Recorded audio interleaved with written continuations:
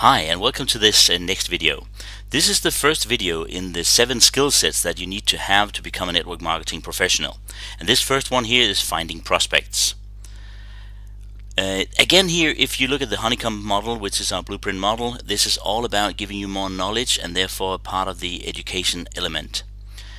Again here we also have Eric Worre to be conducting this for us because he is the best in it and he's the guy who actually wrote the book himself, so why not listen to him again. And here's his first skill sets we plucked out of his course that is really a tremendously long course that we have taken some additional steps out of.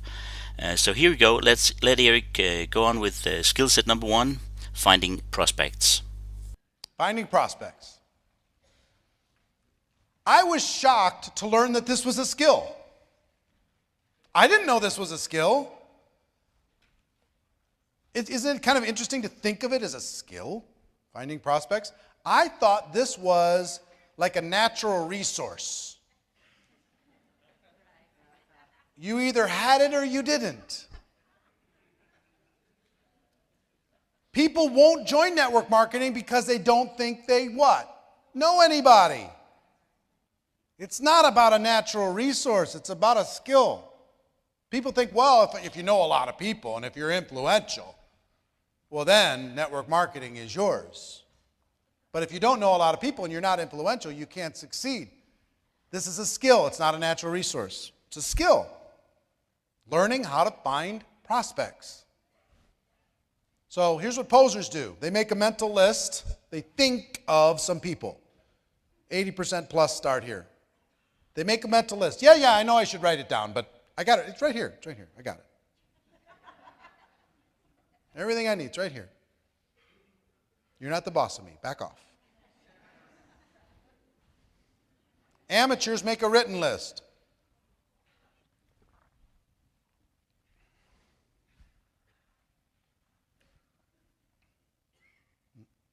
Amateurs make a written list and they immediately start to drain the list. And as the list drains, their anxiety grows. That's what happened to me.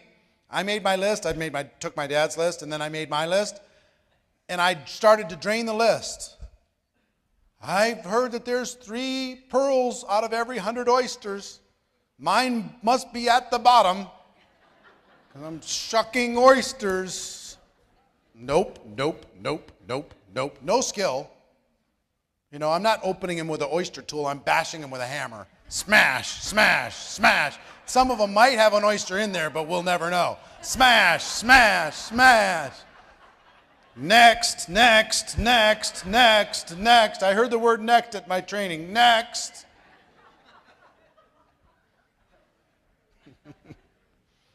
Smashing in every direction. Hulk smash.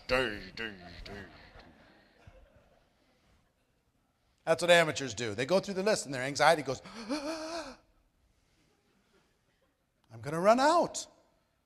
And when I run out, I'm done. It's over for me. Guess I just didn't know enough people. 7 billion on the planet, but guess I just didn't know enough. It never dawned on me that this was a skill until probably 3 years in. It never dawned on me that here's what professionals do. They create what I call an active candidate list. It's not a list that they build and they start to drain. And a lot of people have big problems with network marketing because of warm market. Oh, I don't want to talk to my friends. I don't want to talk to my family. Code word, I've done this before and they're not going to accept me. Right? Warm market is not where we end up, it's where we start. We start, we practice with them, and we got some friendly faces, and we have something we believe in, a product or service or opportunity we believe in, we share it with them. If we do it professionally, we're going to get one result. If we do it as amateurs, we're going to get another result. Almost everybody does it as posers, not even amateurs, with no skill, and they don't get that good a result. And once they run out of warm market, they're done, it's over. Professionals create an active candidate list.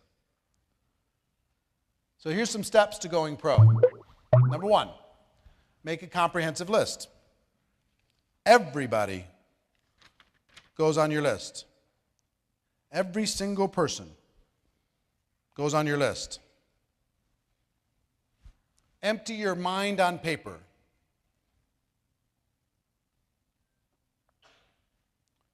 They go find every list they can possibly find. Old wedding lists and party lists and Christmas card lists and everywhere they can find, and they add them to the list. All organizations that they've ever been a part of, they think about those people and they add them to the list. This list becomes a big list. People used to have the excuse to say, I don't know anybody, and then you go look at Facebook and they have 800 friends. Stop it. You know, it's so fun to be able to bust that illusion. Pull every single contact out of your cell phone and add it to the list. Back in the day, if somebody created a list of 200 people, that was a big deal. Now every one of your kids has a list of 200 on their cell phone. Go into your email, pull all the people that you know in your email, add them to your list. Then go to social media, and don't be a poser or an amateur, but add the people that you actually have and some interaction with to your list. People you'd say, they're a friend. They're not just somebody that I don't know because I really, really wanted to max out my friend list at 5,000, so I started adding everybody. So, social media, add those people to your list. Do not prospect them there. Just don't do it. We'll talk about how we invite people in the next step. But add them to your list. Next, after you've made your comprehensive list, this is just step one. If this was taught in a college course and you were going to be graded by how many people you had on your list and you really needed the grade, how many people could you have on your list? I mean, come on. We play these little funny mental games. If I gave you $1,000 for every person you put on the list, how many people you could put on the list? I mean, all that stuff just to get you to do what you should do because you're acting like you're in 6th grade and not in the real world. I mean, come on. Is it okay if I'm honest this weekend? Is that all right? All right, good. Next step. Oops, I went backwards again. Doggone it. Sorry.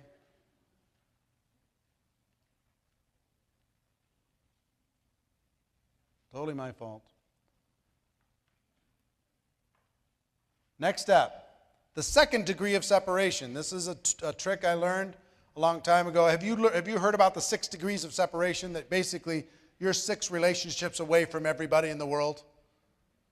You know somebody who knows somebody who knows somebody who knows somebody who knows somebody who knows somebody who knows any other person. I don't know if that's actually true. It probably is. I don't know. I don't even know if there's any way to prove it. But here's what I do know. The second degree of separation is true. If you make your list, and now you've got your completed list, and here's the discipline. Look at that list, and if Mike's on the list, say, okay, who does Mike know? And if you can name anybody that Mike knows, that means you know them. See what I'm saying? The second degree of separation. So I go to Janice, I think about Janice, I say, well, who does Janice know? Oh, she knows this person, this person, this person. Oh, well, that means I kind of know him too. So it opens up a different part of your brain. The second degree of separation. Look at your list, think about the people they know.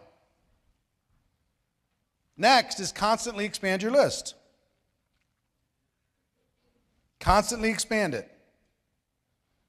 You're going to make your active candidate list. And if you freak out on a bunch of this, it's in here. You're getting writer's cramp. It's all right here. You find a chapter on this whole thing.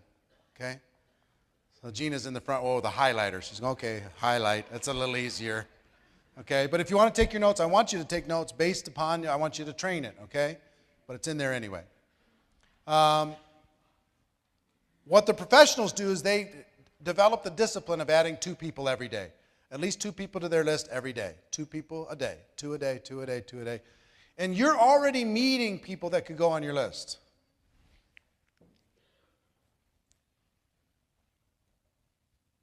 Everybody goes on your list. One of the greatest disciplines, Harvey McKay, the author of Swim with the Sharks Without Being Eaten Alive, he's a good friend of mine. I've done a couple interviews with Harvey. He's the most network guy I know. He's unbelievable.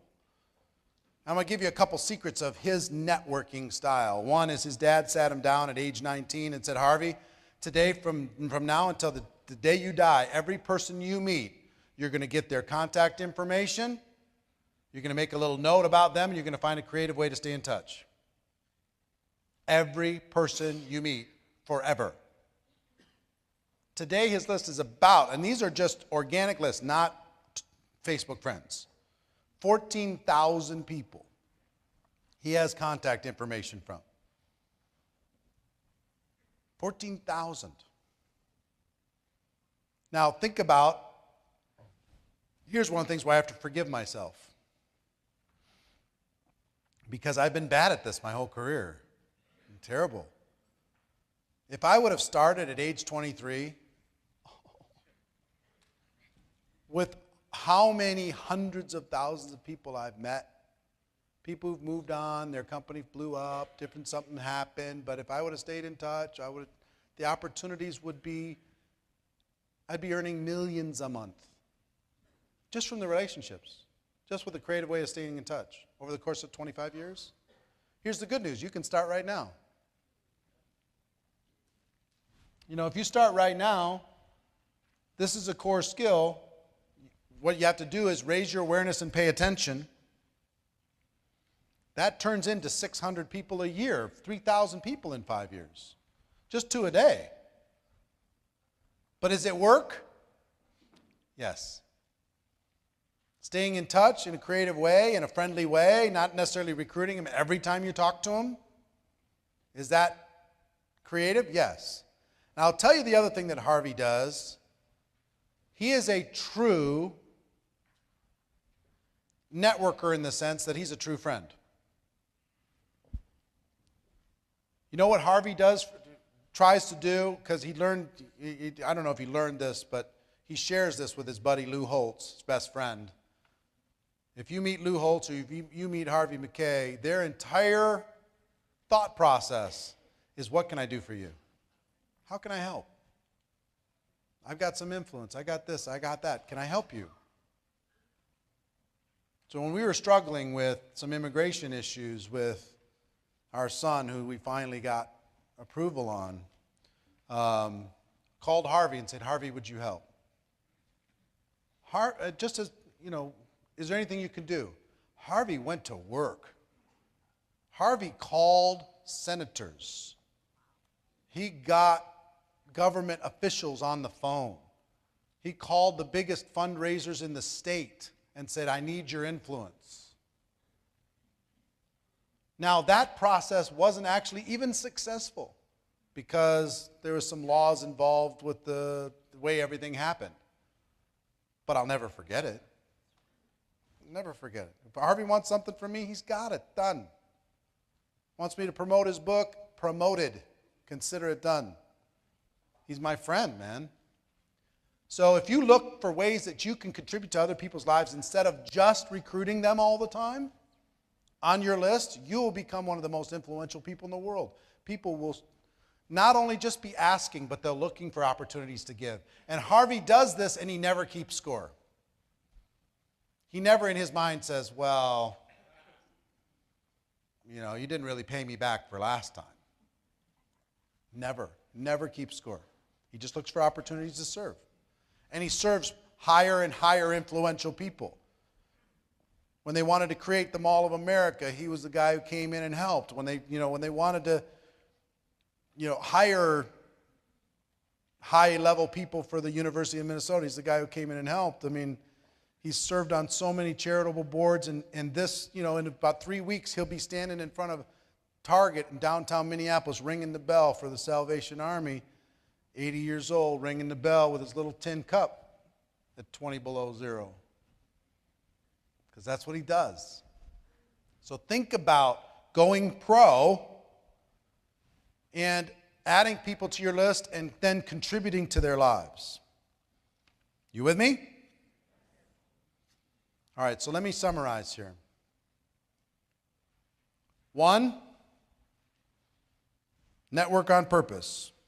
Oh, I'm sorry, there's one more thing before I summarize. The 4th area is the network on purpose. Don't hide, get out there. Decide to become a citizen of the world. Get out there, meet some people, shake some hands, say hello. One of the exercises that we did in the last 2 years, and I can't do this year, I wish I could, I can't do it. Here was the exercise that we did during the lunch break, is we gave people a scavenger hunt form. And we had people pair up with somebody they didn't know. And the scavenger hunt form was filled with different kinds of people. You had to find a mother with 7 children. You had to find somebody who owned a horse. You had to find somebody who owned a Lamborghini. You had to find somebody who was a millionaire. You had to find all these 30 different things. One was an astronaut. You had to find an astronaut. And you got 2 hours, ready, go. And we did this down on the strip. So you can go out in the street. People went out in the streets. They went everywhere like crazy, just finding out that if you get out there, you could just say hi to people and have fun, and it's fun. You have a good time. And we had, 4 people that had 29 and 1 or 2 people that had 30? They found an astronaut. Are you crazy me? It's like, what the heck? In 2 hours, could you create a game and go meet 200 people in 2 hours like they did? And all they did, let me tell you something, all they did is they brought their list out and said, hey, I'm involved in something, we're having fun, I've got this event, do you meet any of these criteria on this list? And the person will say, well, yeah, I'm that one. Will you sign it to just prove that you did it, that you were the one? Yes, okay, I'll sign it. Could you not play a game with your organization, say, we're going to go out, and I've got to prove that I met 100 people and I made friends with 100 people over the course of one weekend. Would you be one of my 100? Will you put your email address and I can just stay in touch? Let you know how I did. Hey, could you play around with this and network on purpose? Yes, the answer is yes. That exercise shocks people. The reason why I can't do it here is we're at the Green Valley Ranch and the hotel would kill me. Down there, people could get out of the hotel. When we did it at Monte Carlo, it lasted about a half an hour before everybody said, hey, out on the street, you crazy people. Because, we were hitting every blackjack table, hold on, every restaurant, the whole deal. So don't hide, get out there. Have some fun. Join a new gym. Start a new hobby. And don't just start it and just say, hey, I'm glad to be on the bowling league. I want to share an opportunity with you in our first game. I'm saying get out there and live a bigger life. When the time is appropriate, professionally, you can let people know. But here's what I do know. If you make friends, friends know what the other friends do without you having to pitch it. They know. They'll say, how's this working? What's going on? What are you doing? And then you can tell them, now you're not the one being the predator. Volunteer for an important cause. That'll change your life. And when I say volunteer, I don't just mean, go do, meals for kids or something and you fill up some meal bags to go through this exercise. I'm saying volunteer your influence. Go raise some money. Volunteer. Don't just sit at the soup line for 3 hours and go home to your Thanksgiving dinner. Raise money for 3 months to pay for the soup line because you are more powerful than somebody just going to ladle out soup. And you can ladle out soup. Do it. That'll help you. But you're more powerful than that. The causes will be an amazing thing. You're going to learn a little bit about what we're doing tonight. Meet some new people. Get out there. Last thing, really important, Become interesting. Become interesting. Well, I'm not very interesting. Change that. Become more fun. Become more interesting. Become a little bit more outgoing. I'm an introverted person by nature. True story. True story. My friends will tell you that's true. Let me give you my definition of extrovert and introvert. Okay? Extrovert goes into a crowd like this, they get filled up with energy. The more they're around people, the more energy they have. The introvert goes into a crowd like this, and they're immediately like your iPhone battery. They start going, woo. And you know how they charge back up? They get alone. They stare at the wall. You know what I mean? That's me. When I'm done with this, I'm up for this weekend. I am all in. As high octane as I've ever been in my life and will ever be, maybe. But what I will tell you is, come Monday, don't call me. On Monday, Tuesday, and Wednesday, I'm going to be sleeping. I'm going to be drooling and staring at in the corner. Slowly, the battery charge is going to start in my toes, and it's going to work up to my head. That's me. But for this weekend, I can meet everybody. I'm assuming everybody I see in the hall is part of the group, so I'm saying hi and high-fiving. They might not even be part of the group. High five, man. I'm going. We're out there having fun. Get out there. Be interesting. Be fun. Be that life of the party. Even if you're going to be tired afterwards. Right? Even if you're going to be tired. Like last night at the VIP dinner, I was tired. But I still went around to every table, and we took pictures, and we high-fived, and we had fun, and overlooking the fountains in the Eiffel Tower restaurant. It was just amazing. Awesome. But I needed to go back to my room and stare at the fireplace for a little bit.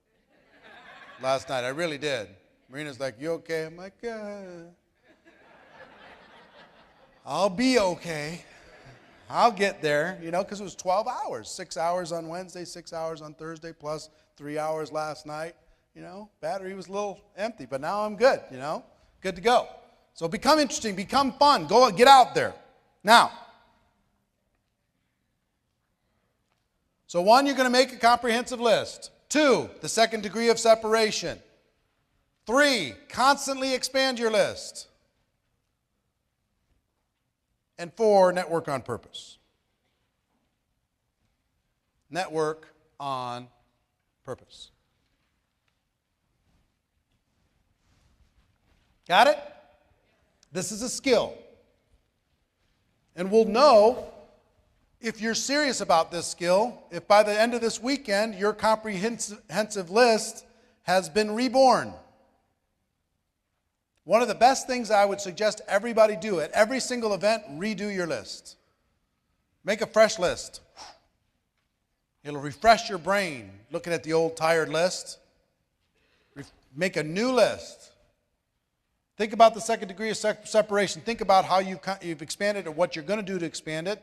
And I know I've got somebody who's really becoming a pro if they're adding 2 a day. Network on purpose. Get out there. Become interesting. Become fun.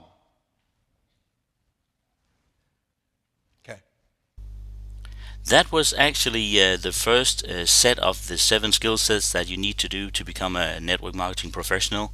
And you can now take this video off, which was GoPro video number 1, skill set number 1, and get ready to go on to the next one, which is the second video, inviting prospects. You can find them all on Networkers GoPro as usual under the training video sessions.